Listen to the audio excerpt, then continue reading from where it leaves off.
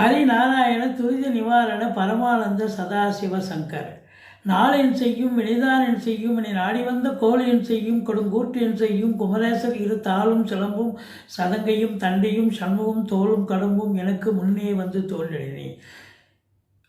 ஓம் அனுமந்தாய வித்மகே வாயு புத்திராய தீமகே தந்தனோ மாருதி பிரச்சோத்யாத் பட்டீஸ்வரம் ஸ்ரீ விஷ்ணு துர்கையே போற்றி திருவாரூர் தட்சிணாமூர்த்தியே போற்றி.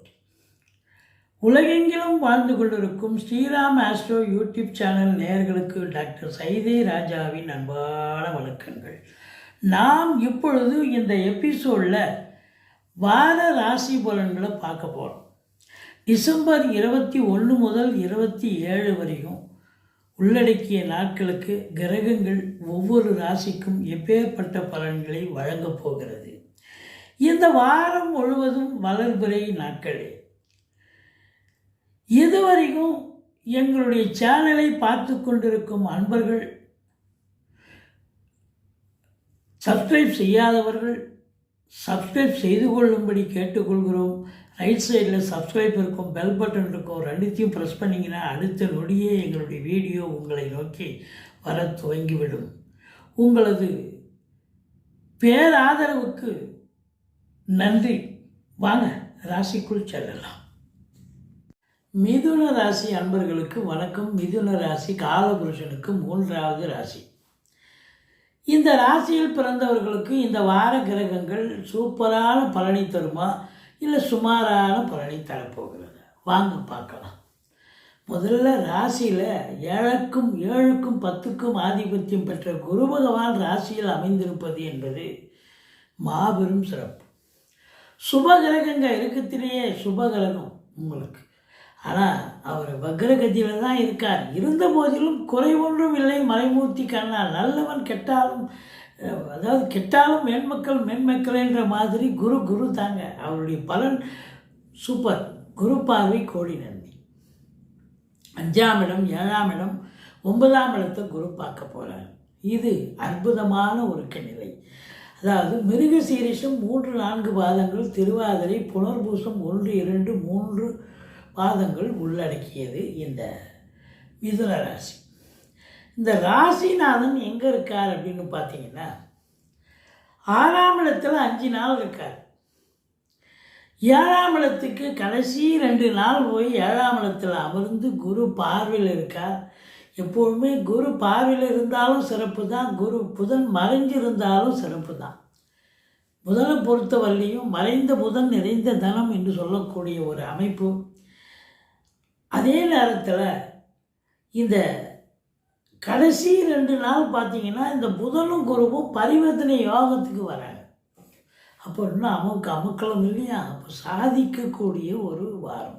புதனை தூக்கி அங்கே போடுங்க, அவர் ஆட்சி ஆகிடுவார். குருவை தூக்கி இங்கே போடுங்க, இவர் ஆட்சி ஆகிடுவார். திருமண வயதில் இருக்கும் இந்த மிதுன ராசியில் பிறந்த அன்பர்களுக்கு திருமணம் கைகூடி வருமா? கண்டிப்பாக திருமணம் கைகூடி வரும். அது மட்டுமல்ல, உங்களுக்கு 3ஆம் இடத்தில் கேது இருக்கிறது ரொம்ப சிறப்புங்க. 3, 6, 11 கேது அமர்ந்திருந்தால், ராகு கேதுக்கள் இருந்தால் அளப்பரிய பலன்களை தருவார்கள் என்பது ஜோதிட கருத்து. இப்போ 3ஆம் இடத்துல கேது இருக்காருன்னு சொன்னால் நீங்கள் தொழில் ரீதியாக உத்தியோக ரீதியாக பெரிய லெவலில் சாதிக்க போகிறீங்க. ஆனால் இளைய சகோதரர்களுக்கும் உங்களுக்கும் வேணா கருத்து வேறுபாடு வரும். மற்றபடி எந்த முயற்சி எடுத்தாலும் அது இமாலய வெற்றியை கண்டிப்பாக இந்த கேது பகவான் ஏற்படுத்தியே தருவார் என்று சொல்லலாம். 4ஆம் இடத்தை சனி பகவான் பார்க்கிறார். 4ஆம் இடம் என்பது சுகஸ்தானம். 10ல் சனி உட்காந்துருக்கார். வேலை பார்க்குற இடம், தொழில் பண்ணுற இடம், உத்தியோகம் பார்க்குற இடத்துல சனி உட்காந்தாருன்னு சொன்னால் அதிகப்படியான உழைப்பு தேவைப்படுகிறது என்று அர்த்தம். 8 ஹவர் டியூட்டினா 10 ஹவர் 12 ஹவர் வேலை பார்க்கணும். கொஞ்சம் ரெஸ்ட் எடுக்க வேண்டிய நேரத்தையும் எடுக்க முடியாது. ஏன்னா 4ஆம் இடம் என்பது ரெஸ்ட் எடுக்கக்கூடிய இடம், கொஞ்சம் சுதாரிக்கக்கூடிய இடம், கொஞ்சம் சுகஸ்தானம்னு சொல்லுவாங்க 4ஆம் இடத்தை. அப்போ 10 ரொம்ப பெருசாக இருக்குதுன்னு சொன்னால் 4ஆம் இடம் அடி வாங்குதுன்னு அர்த்தம். 10ல் சனி இருந்தால் அங்கேருந்து அவர் பிஸி ஷெடியூல் 10 ஹவர் என்ன 12 ஹவர் வேலை பார்க்குறாருங்க. அப்படின்னா அப்போது அந்த 4 ஹவர் என்ன ஆகும், இதில் சுகத்தை அனுபவிக்கக்கூடிய ரெஸ்ட்டு எடுக்கக்கூடிய நேரத்தை அவரை காம்பன்சேட் பண்ணி அங்கே பயன்படுத்திக்கிறார், வேலைக்காக பயன்படுத்திக்கிறார், தொழிலுக்காக பயன்படுத்திக்கிறார். அப்போ 10 வகுத்தால் 4 அடி வாங்கும், சுகம் அடி வாங்கும். அப்போ சுகமாக இருக்க முடியாது. பிஸி ஷெடியூல், அது தொழிலாகட்டும் உத்தியோகமாகட்டும் என்ன வேணாலும் நீங்கள் பிஸி தான். அப்போ பிஸியாக இருக்கிறீங்கன்னா இன்புட் அதிகமாக இருக்குன்னா அவுட்புட் கண்டிப்பாக கிடைக்கும். நல்ல சம்பாத்தியம் இருக்குமா? கண்டிப்பாக இருக்கும். சூப்பராக இருக்கும். 11ஆம் இடத்து அதிபதி 7ல் அமர்ந்து குரு பார்வையில் இருக்கிறார். இது பெரிய விஷயம் இல்லையா? அப்போ சம்பாத்தியம் என்பது சிறப்பாக இருக்க போகிறது, இரட்டிப்பு வருமானம் கிடைக்கப் போகிறது. 5ஆம் இடத்தை குரு பார்க்கிறார். சீட்டாட்டர், ஏசி, lottery, speculation, share market, online business பண்ணக்கூடிய அன்பர்கள் சிறப்பாக பண்ணலாம், சந்தோஷமாக ஜெயிப்பீங்க, சாதிப்பீங்க.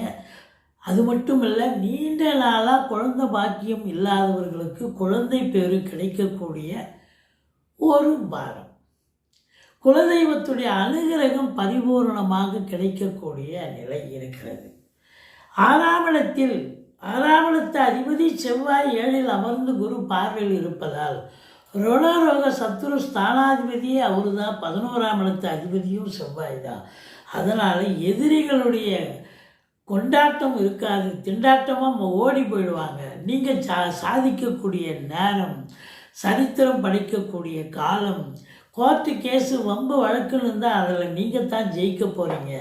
அது மட்டும் இல்லை, சொந்த தொழில் பண்ணக்கூடிய அன்பர்களுக்கு நம்பிக்கைக்கு பாத்திரமான பணியாளர்கள் கிடைக்க போகிறது அப்படின்னு சொல்லலாம். திருமண வயதில் இருக்கும் மிதுன ராசி ஆண் பெண் இருபாலருக்கும் திருமணம் கைகூடி வரும். நண்பர்களால் ஆதாயம். கூட்டு தொழில் செய்கிற இடத்துல கூட்டாளிகளால் நன்மைகள் நடக்கப் போகிறது. அதனால் கூட்டு தொழில் சிறந்து விளங்கப் போகிறது என்று சொன்னால் மிகையாக. புதன் கடைசி 2 நாள் தனுசுல இருக்கார். அப்போ கடைசி 2 நாள் குரு பார்வையில் இருக்கிறதே சிறப்பு. புதனும் குருவும் பரிவர்த்தனை யோகத்தில் இருக்கிறது இன்னும் சிறப்பு. அப்போ திருமண வயதில் இருப்பவர்களுக்கு திருமணம் கைகூடி வரப்போகிறது. கூட்டு தொழில் சிறப்பாக செல்லப்போகிறது.